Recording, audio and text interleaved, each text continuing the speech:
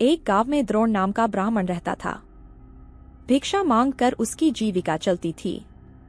सर्दी गर्मी रोकने के लिए उसके पास पर्याप्त वस्त्र भी नहीं थे।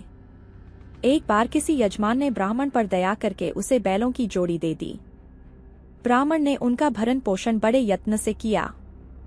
आसपास से घी तेल अनाज मांगकर भी उन बैलों को भरपेट खिलाता रहा। इससे दोनों बैल खूब मोटे ताजे हो गए। उन्हें देखकर एक चोर के मन में लालच आ गया। उसने चोरी करके दोनों बैलों को भगा ले जाने का निश्चय कर लिया। इस निश्चय के साथ जब वह अपने गांव से चला तो रास्ते में उसे लंबे लंबे दांतों, लाल आंखों, सूखे बालों और उभरी हुई नाक वाला एक भयंकर आदमी मिला। उसे देखकर चोर ने डरते डरते पूछा, तुम कौन हो? उस भयंकर आकृति वाले आदमी ने कहा, मैं ब्रह्म राक्षस हूँ, पास वाले ब्राह्मण के घर से बैलों की जोड़ी चुराने जा रहा हूँ। राक्षस ने कहा, मित्र, पिछले 6 दिन से मैंने कुछ भी नहीं खाया। चलो, आज उस ब्राह्मण को मारकर ही भूख मिटाऊंगा।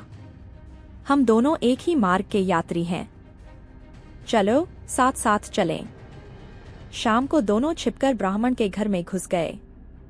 ब्राह्मण के शय्याशायी होने के बाद राक्षस जब उसे खाने के लिए आगे बढ़ने लगा तो चोर ने कहा, मित्र, यह बात न्यायानुकूल नहीं है। पहले मैं बैलों की जोड़ी चुरा लूं, तब तू अपना काम करना। राक्षस ने कहा, कभी बैलों को चुराते हुए खटका हो गया और ब्राह्मण जाग पड़ा तो अनर्थ हो जाएगा, मैं भूखा ही रह जाऊंगा।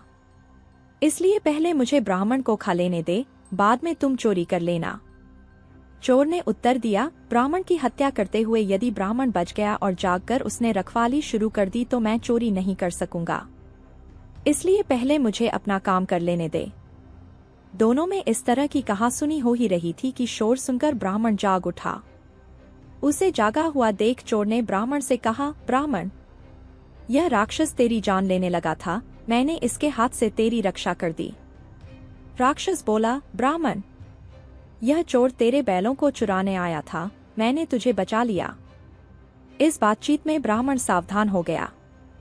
लाठी उठाकर वह अपनी रक्षा के लिए तैयार हो गया। उसे तैयार देखकर दोनों भाग गए।